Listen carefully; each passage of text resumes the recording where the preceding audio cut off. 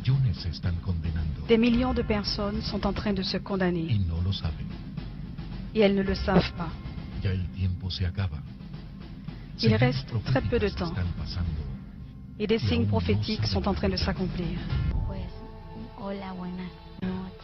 Hola, bonsoir. Je m'appelle Angelica Elisabeth Sombrano Mora. J'ai 18 ans. J'étudie et je suis diplômée au collège de José María de las Cubara d'Al Palme.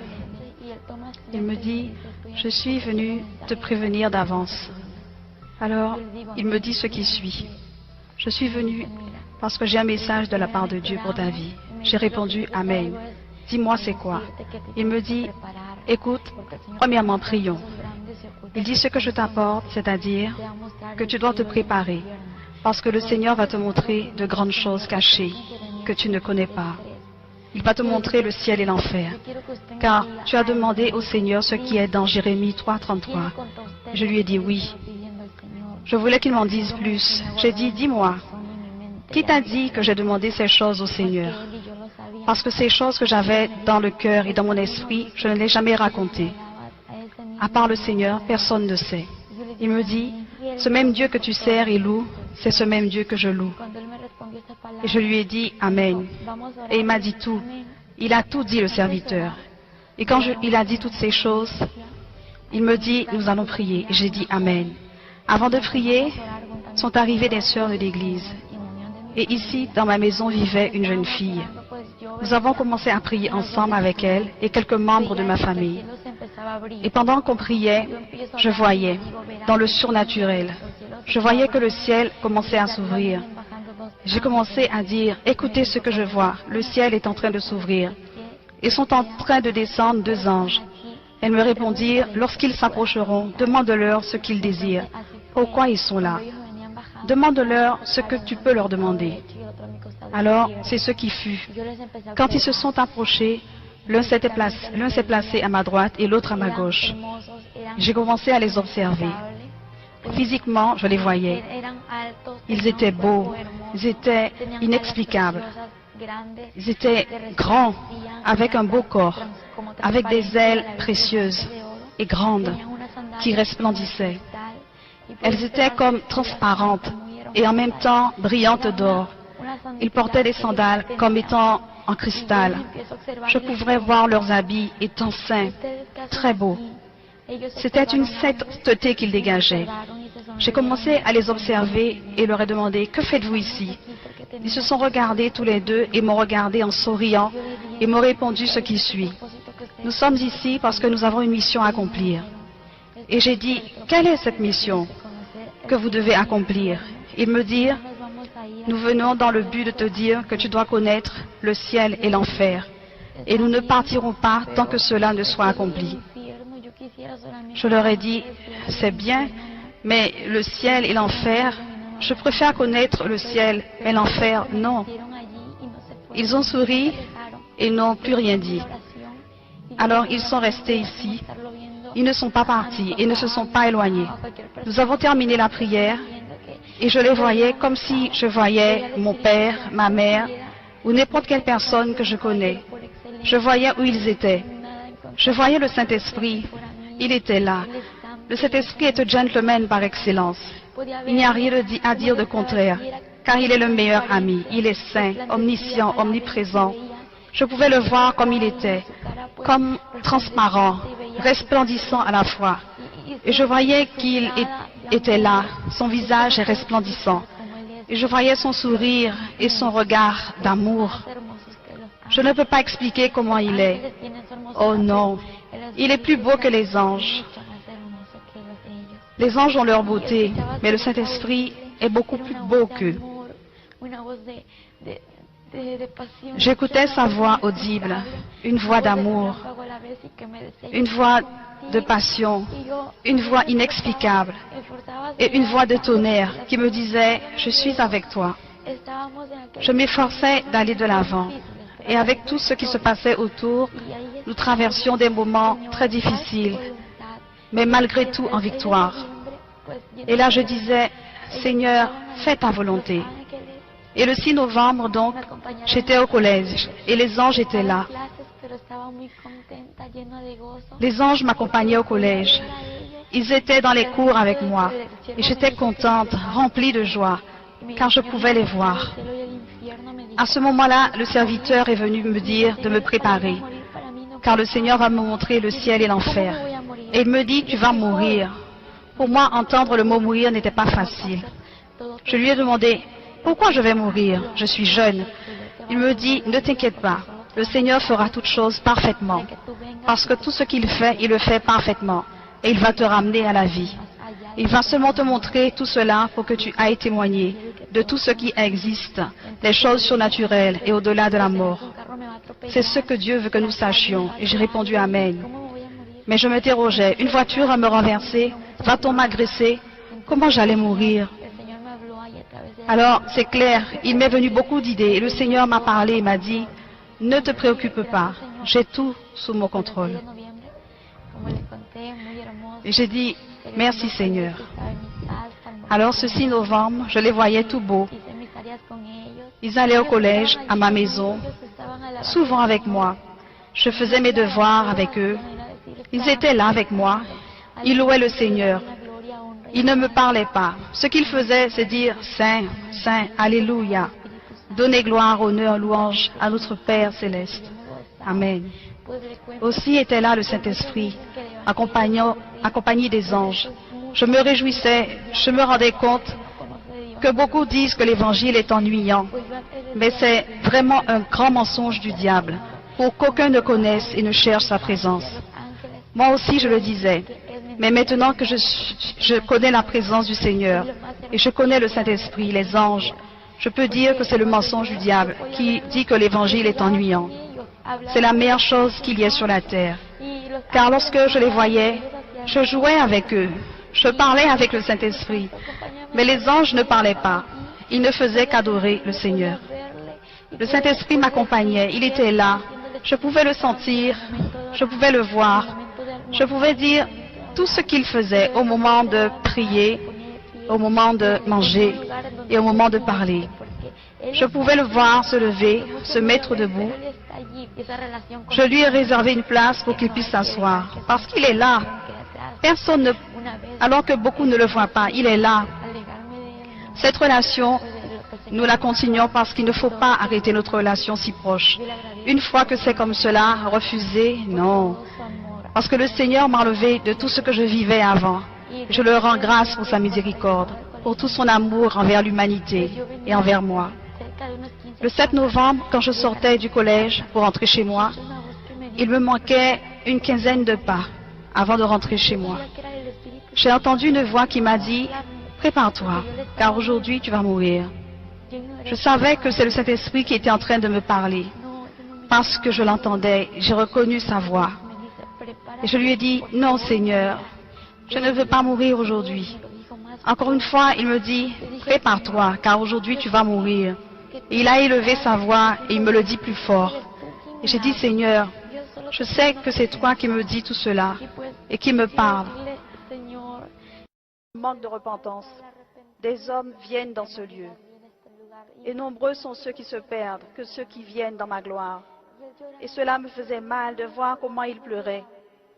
À ce moment, il me dit, ma fille, j'ai donné ma vie pour l'humanité, non pour qu'elle se perde, non pour qu'elle vienne dans ce lieu. J'ai donné ma vie par amour et par miséricorde pour que l'humanité vienne à la repentance et rentre dans le royaume des cieux. J'avais très mal et je voyais ici que je ne pouvais pas supporter ce qui était vécu. Et alors c'est là que le Seigneur me donnait de voir comment tant de gens venaient dans ce lieu. Et j'ai dit, Seigneur, je veux que tu me dises si dans ce lieu j'ai de la famille. Il m'a regardé et je pleurais. Et il me dit, ma fille, je suis avec toi, car j'avais très peur. Mais avec lui, je me sentais en sécurité, mais en même temps, j'avais peur. Et j'ai dit, ne me laisse pas, je ne veux pas rester dans ce lieu. Et je lui ai demandé si j'avais de la famille. Il m'a amené à une prison Mais jamais je n'ai imaginé que dans cette cellule, nous allions rencontrer une personne de ma famille. Et j'ai vu cette femme qui était tourmentée, et comment des vers étaient sur son visage. Comment elle était tourmentée. Les démons lui lançaient des flèches sur le corps. Et quand cela se faisait, elle criait et disait: non, Seigneur, aie miséricorde de moi, pardonne-moi, enlève-moi de ce lieu, 1 minute. Le pire, c'est que ce tourment est réservé à tous ceux qui viennent ici de la terre. Ceux qui sont dans ce lieu, les démons se moquent d'eux et leur disent: adorez et louez, car ici c'est votre royaume. Les âmes criaient et se rappelaient qu'elles connaissaient Dieu et qu'elles connaissaient la parole. Tous ceux qui connaissaient le Seigneur recevaient le même tourment. Et le Seigneur lui dit: il n'y a plus d'autre opportunité. La seule opportunité est pour ceux qui sont encore là, en vie. Quand il dit cela, j'ai dit: Seigneur, pourquoi ma grand-mère est-elle là? Pourquoi est-elle dans ce lieu? Je veux que tu me le dises, que tu me l'expliques.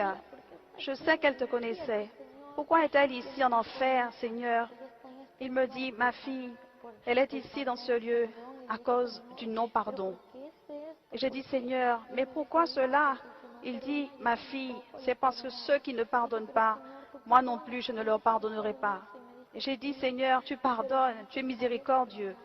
Il dit: oui, mais ma fille, c'est nécessaire de pardonner. N'a pas pardonné beaucoup de personnes et c'est pour cela qu'elle est dans ce lieu. Beaucoup de personnes y sont par manque de pardon. Et quand il me dit ces paroles, il dit: va dire à l'humanité que c'est le temps de pardonner. Et spécialement parmi mon peuple, car il y en a beaucoup parmi mon peuple qui ne pardonnent pas. Et la rancune et les sentiments s'entendent dans leur cœur. C'est le temps de pardonner. Car si la mort les surprend, ces personnes qui ne pardonnent pas iront en enfer, car personne n'aura racheté sa vie. Dans ce lieu, il y avait des chrétiens qui, comme ma grand-mère, étaient tourmentés dans le feu. Et quand le feu les couvrait, ils criaient et commençaient à blasphémer le nom du Seigneur, à le maudire. Toutes ces personnes qu'on rencontrait en enfer blasphémaient contre le Seigneur. J'ai vu comment dans ce lieu, l'enfer était rempli d'âmes, mais tourmentées. Puis le Seigneur a marché, et bien sûr, je marchais avec lui. Autour, il y avait beaucoup de personnes qui tendaient la main pour que le Seigneur les aide, pour que le Seigneur les enlève de là. Mais le Seigneur ne pouvait rien faire pour eux. Ils commençaient à blasphémer. Et quand j'écoutais, pas mal, et quand j'écoutais, j'avais mal à cause de ce qu'ils disaient, ce qu'ils faisaient. Ils ne pouvaient rien faire pour eux.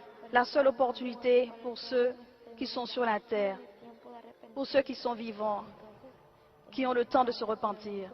Ensuite, à ce moment, le Seigneur me dit: dans ce lieu, il y a beaucoup de personnes célèbres et aussi il y a beaucoup de personnes qui connaissent le Seigneur. Et il me dit: je vais te montrer. À un moment, j'ai vu au loin une multitude de démons qui lâchaient une sorte de pluie. Et je demandais au Seigneur: c'est quoi ce qui tombe? Je pensais que c'était une vraie pluie. Mais quand j'ai vu ces gens qui couraient ici, tous étaient dans des flammes. Ils fuyaient du lieu de cette pluie. Et quand j'ai regardé, ils criaient, ils disaient non. Ils luttaient. Ils criaient: aide-nous, Seigneur. Parce qu'au loin, ils pouvaient voir que c'était le Seigneur. Cela ne peut être. Les démons ont commencé à rire.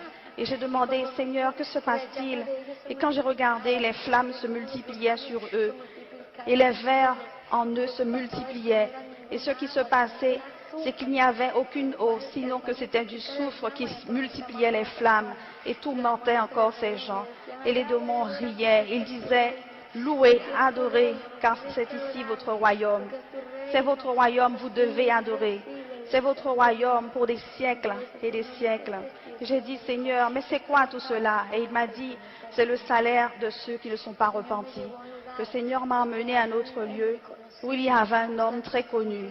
Moi-même, j'étais une jeune fille, je menais une vie irrésolue. Je pensais que ceux qui mouraient allaient au ciel et que tous ceux qui allaient à la messe allaient au ciel, mais je me trompais. Quand Jean-Paul II est mort, mes amis me disaient, mes cousins aussi, qu'il est allé au ciel. Et les commentaires à la télé disaient tellement de choses à propos du lieu céleste. qu'il est parti en joie, qu'il est content avec le Seigneur et avec les anges au ciel. Je croyais tout cela. J'étais trompée devant tout ce que disaient ces gens. Et quand j'ai vu cet homme tourmenté dans les flammes, j'ai vu son visage. Et le Seigneur m'a fait voir son visage. C'était le pape Jean-Paul II. Et le Seigneur m'a dit, tu vois ma fille, cet homme que tu vois ici, c'est le pape Jean-Paul II. Il est ici dans ce lieu tourmenté car il ne s'est pas repenti. Et je demandais, mais Seigneur, pourquoi est-il là? Il prêchait dans l'église. Le Seigneur m'a répondu, ma fille, aucun idolâtre, aucun fornicateur, aucun avare, aucun menteur n'entrera dans mon royaume. Et je lui ai dit, Seigneur, je sais que c'est la vérité, mais je veux savoir pourquoi il est là. Il prêchait à une multitude de personnes. Et le Seigneur m'a répondu, il disait beaucoup de choses, mais jamais la vérité comme elle est. Il ne disait pas la vérité et il connaissait la vérité. Il a préféré l'argent. Il ne prêchait pas le salut. Il ne disait pas que Christ est réel. Il n'expliquait pas que l'enfer est réel et que le ciel existe. Ma fille, maintenant, il est ici dans ce lieu. Quand je regardais cet homme, il avait à son cou un grand serpent. Le serpent avait beaucoup d'écailles et des aiguilles. Je voyais comment le serpent enveloppait tout son corps et comment il luttait pour l'enlever. Et j'ai dit, Seigneur, aide-le. Et il criait, Seigneur, aide-moi, aie miséricorde de moi, fais-moi sortir d'ici, pardonne-moi, je me repens, je veux retourner sur terre, je veux retourner sur terre pour me repentir. À ce moment-là, le Seigneur l'a regardé et lui a répondu, tu connaissais que cet endroit était réel. Ensuite, le Seigneur lui a dit, c'est trop tard, il n'y a plus d'opportunité pour toi. À cet instant-là, le Seigneur me dit, regarde ma fille, je vais te montrer la vie de cet homme. Il a commencé à me montrer un grand écran et je pouvais observer comment cet homme faisait beaucoup de messes à une multitude de personnes. Je voyais comment elles étaient conduites dans l'idolâtrie. Le Seigneur me dit, regarde ma fille, il y a beaucoup d'idolâtres dans ce lieu. L'idolâtrie ne sauve pas. Ma fille, le seul qui sauve, c'est moi. Et en dehors de moi, personne ne peut sauver. Mais j'aime les pécheurs. Mais je hais le péché. Il me dit, va dire à l'humanité que je les aime et de se tourner vers moi. Quand le Seigneur m'a dit ces choses, j'ai commencé à voir comment il utilisait une quantité de monnaie et de billets qui lui étaient précieux. Et cette quantité d'argent, il la gardait. Il avait beaucoup d'argent et j'ai vu comment il était assis sur un trône. Le Seigneur m'a montré ce que je pouvais voir et c'est la vérité. Il ne se marie pas. Mais je vous dis quelque chose que je n'ai pas inventé.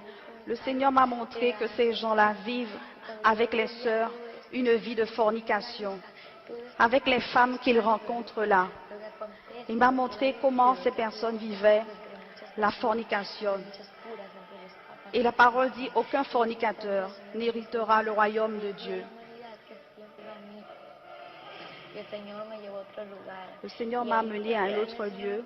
Il a commencé à me parler, me disant, il y a beaucoup de personnes sur terre qui sont en train de marcher en direction de l'enfer. Je lui ai demandé, Seigneur, mais comment marche-t-il dans ce lieu? Et il m'a dit, je vais te montrer. J'ai vu dans un tunnel beaucoup de personnes qui marchaient enchaînées. Ils avaient un poids sur leur épaule. Ils étaient habillés en noir. Jésus me dit, regarde ma fille, ces personnes que tu vois là, ils ne me connaissent pas.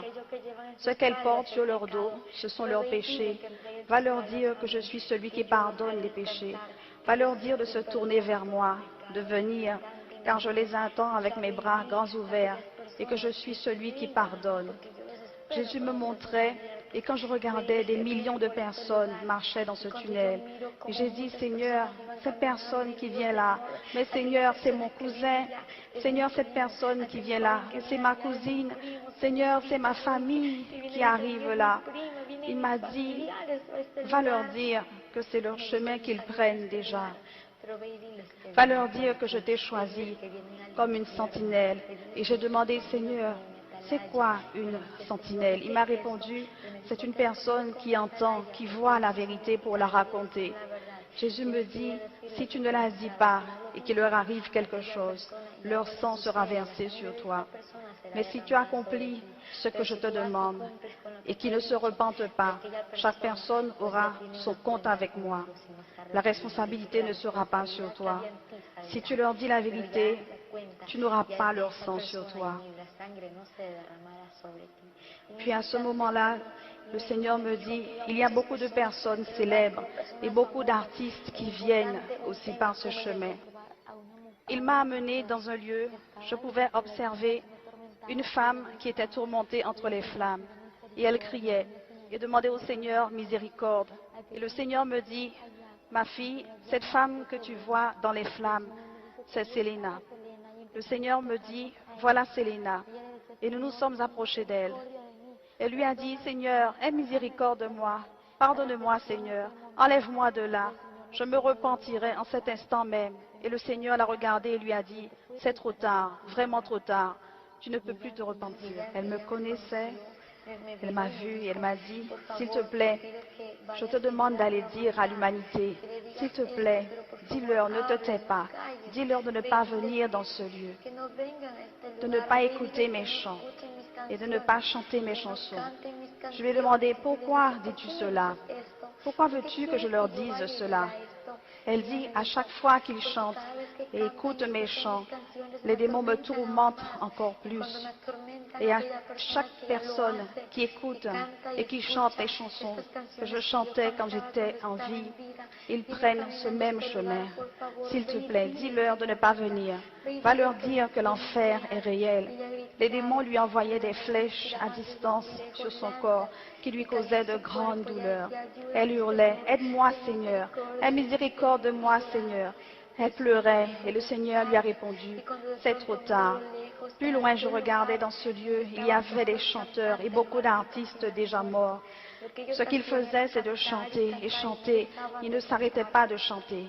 Le Seigneur m'a dit, ma fille, ces personnes qui sont dans ce lieu, ce qu'elles faisaient sur la terre, c'est ce qu'elles continueront à faire ici dans ce lieu, si elles ne se repentent pas.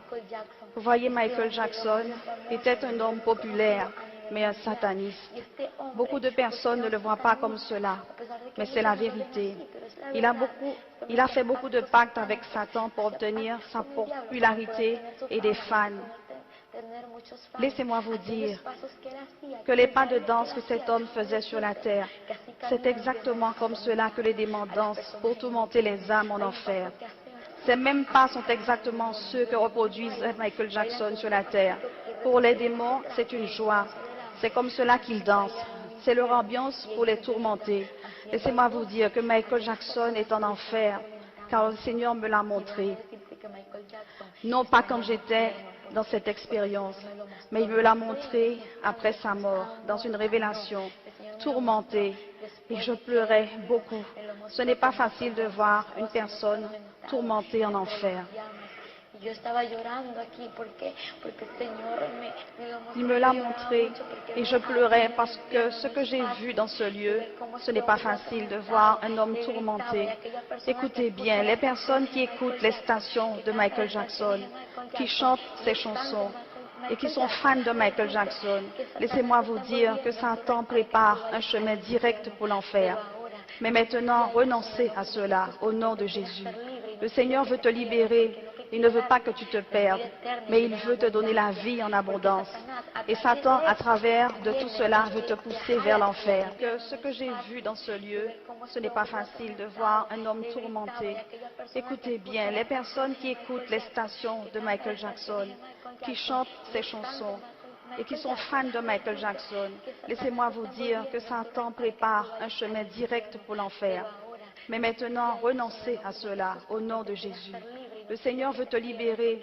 Il ne veut pas que tu te perdes, mais il veut te donner la vie en abondance.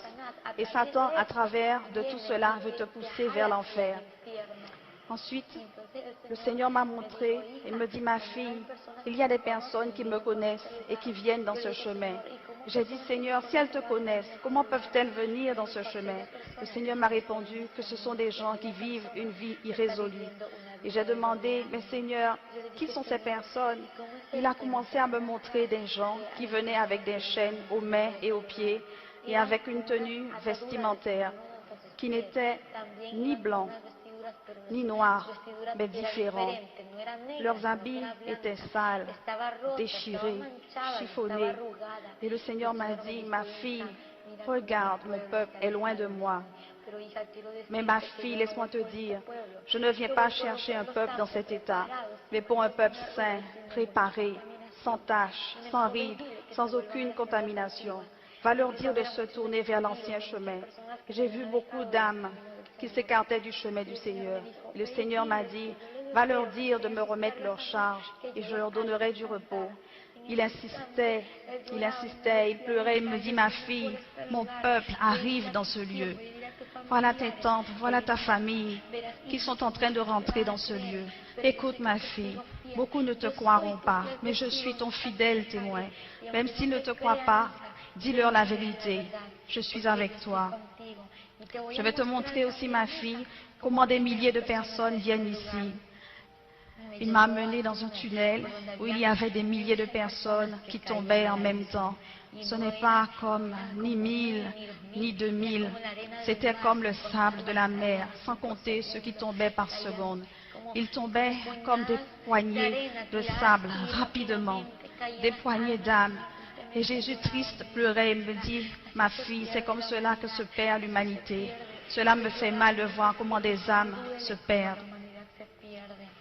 Aussi, les démons se réunissent dans ce lieu. J'ai dit, Seigneur, les démons se réunissent aussi dans ce lieu. Il m'a répondu, oui, ma fille. Les démons se réunissent pour planifier quoi faire contre l'humanité. Eux aussi ont des rendez-vous secrets. Et il m'a montré dans leur salle de réunion, j'ai vu une table centrale en bois. Il y avait des chaises et toutes sortes de démons. Jésus me dit, ma fille, il planifie la destruction de la famille pastorale, les missionnaires, les évangélistes, les apôtres et tous ceux qui me connaissent. Ils veulent les détruire et ils ont des flèches. Les démons riaient, ils riaient et se moquaient. Ils disaient, nous allons détruire l'humanité. Jésus me dit, va leur dire que je suis avec eux et de ne pas leur ouvrir des portes. Satan marche comme un lion pour voir qui il peut dévorer, mais il n'est pas le lion. Le seul lion est Jésus de Nazareth. Je pouvais remarquer chez ces démons leur façon de se moquer, tout en disant qu'ils vont détruire les familles pastorales. Et j'ai dit, pourquoi détruire les familles pastorales? Il me dit, parce qu'elles sont responsables de milliers de personnes et qu'elles doivent veiller sur les brebis afin qu'elles ne se perdent pas et qu'elles ne retournent pas dans le monde. Le Seigneur me dit, va dire aux pasteurs de dire que la vérité. Va leur dire de prêcher la vérité, de dire tout ce que je leur dis de dire et de ne jamais se taire. Nous sortions de ce lieu et le Seigneur m'a dit, je vais te montrer d'autres choses. J'ai dit, quoi Seigneur? Il me dit, il y a beaucoup d'enfants dans ce lieu. Et j'ai dit, il y a beaucoup d'enfants dans ce lieu, Seigneur, mais pourquoi y a-t-il autant d'enfants dans ce lieu? Pourtant la parole dit de laisser les petits-enfants venir à moi, car le royaume des cieux est pour eux. Il m'a répondu, c'est vrai que le royaume est aussi pour les enfants, mais c'est seulement pour ceux qui viennent à moi, car ceux qui viennent à moi, je ne les repousse pas. Le Seigneur m'a montré un enfant d'environ 8 ans. Cet enfant était tourmenté et il criait, « Aide-moi, Seigneur, aie miséricorde de moi, Seigneur, enlève-moi de ce lieu. Je ne veux pas rester dans ce lieu. » Il pleurait, il luttait. Puis j'ai vu pourquoi il était tourmenté. Autour de lui, il y avait des démons ressemblant à des Pokémon, des Dragon Ball, etc. de démons. Et j'ai demandé, Seigneur, pourquoi est-il dans ce lieu? Il m'a montré à l'écran pourquoi l'enfant était là tourmenté. Mais avant de me montrer sa vie, j'ai vu comment il passait son temps devant la télévision, comment il était connecté dans beaucoup de dessins animés. Et le Seigneur m'a dit, ma fille, ces dessins animés, ces films, ces feuilletons qui passent tous les jours à la télévision sont des instruments du diable pour détruire l'humanité. Le Seigneur me dit, voilà ma fille, comment cela s'est produit. J'ai vu comment cet enfant était rebelle et n'obéissait pas quand ses parents lui parlaient. Il balançait des choses avec colère et il courait. Puis, ce qui est arrivé, une voiture l'a arrivé, une voiture l'a renversé et sa vie était finie. Le Seigneur m'a dit que depuis sa mort, il est arrivé ici. Quand je l'ai vu tourmenté, le Seigneur m'a dit, va dire aux parents d'instruire les enfants selon le Seigneur et de prendre la parole comme verge de correction, non pas à tout moment, mais quand l'enfant est désobéissant. Le Seigneur triste me dit qu'il y a beaucoup d'enfants dans ce lieu. Une chose qui m'a fait de la peine, c'est qu'il y a beaucoup d'enfants en enfer à cause de dessins animés. J'ai demandé, Seigneur, pourquoi à cause de dessins animés? Il m'a dit que ce sont les démons qui apportent la désobéissance, de l'amertume et de la haine dans le cœur des enfants. Tous ces démons-là, et etc. de démons, sont tous ceux qui rentrent en eux pour qu'ils fassent rien de bon et qu'ils fassent tout ce qui est mal, pour qu'ils viennent dans les ténèbres. Et c'est ce qu'ils veulent faire dans la réalité. Ainsi, c'est comme cela que les gens se rendent compte de la réalité, que l'enfer existe, que l'enfer est réel, que ces enfants doivent choisir leur voie. Il y a des enfants dans ce lieu. Il m'a dit, à partir du moment qu'ils ont la connaissance du bien et du mal, de l'enfer, ils ont le choix du chemin. Puis Jésus me dit, maintenant ma fille, je vais te montrer ce que j'ai préparé pour mon peuple. L'enfer ne se termine pas là. Il y a beaucoup de choses à raconter sur l'enfer. Puis Jésus m'a fait sortir par un tunnel et en un instant nous étions sortis et nous sommes arrivés à un endroit où il y avait une clarté. Il n'y avait pas de pleurs ni de tourments. Il n'y avait pas de flammes. Et le Seigneur m'a dit, maintenant, je vais te montrer ma gloire. Nous montions vers le royaume céleste et quand nous sommes arrivés devant une grande porte, il était marqué en or, bienvenue dans le royaume des cieux. Et le Seigneur m'a dit, entre car je suis la porte. Et celui qui passe par moi trouve la paix. Et quand il m'a dit ces paroles, la porte s'est ouverte et nous sommes entrés. Et là, je pouvais observer des anges qui donnaient gloire et honneur à Dieu. Je pouvais constater le commencement de ce que je voyais, mais pas la fin. Il y avait un grand trône et un petit trône. Et j'ai vu qu'il y avait aussi beaucoup de chaises sur lesquelles il y avait posé une bande et une couronne. Le Seigneur m'a dit, ce sont les couronnes de la vie. Et il m'a dit, voilà ma fille, c'est ce que j'ai préparé pour mon peuple. Et j'ai vu aussi une grande table dressée d'une nappe blanche et ornée de fils d'or. Je pouvais voir sur la table beaucoup de fruits, beaucoup de plats, beaucoup de coupes en or. Il y avait un grand vase qui contenait du vin. C'est le vin du repas. Et le Seigneur m'a dit que le dîner est prêt pour mon peuple qui vient. Le Seigneur m'a amené dans un autre lieu. Quand nous sommes sortis de là, il m'a fait voir d'autres personnes dans un jardin. Je pouvais observer dans ce jardin des personnes anciennes de la parole, très connues. Mais elles n'étaient pas vieilles. Elles étaient jeunes de 15, 17, 18 ans. J'observais un jeune homme qui avait un foulard à la main et qui l'agitait. Il dansait, rendait gloire à Dieu. Et le Seigneur m'a dit, voilà ma fille, ce jeune que tu vois, c'est David. Il donnait toute la gloire à Dieu. Puis un autre, il m'a dit, celui-là, c'est Josué. Él es Moisés. Y me empezó a hablar y me dijo, Isa, aquel joven que ves ahí. Celui-là, c'est Abraham. Jésus nommait le nom de chacun d'eux.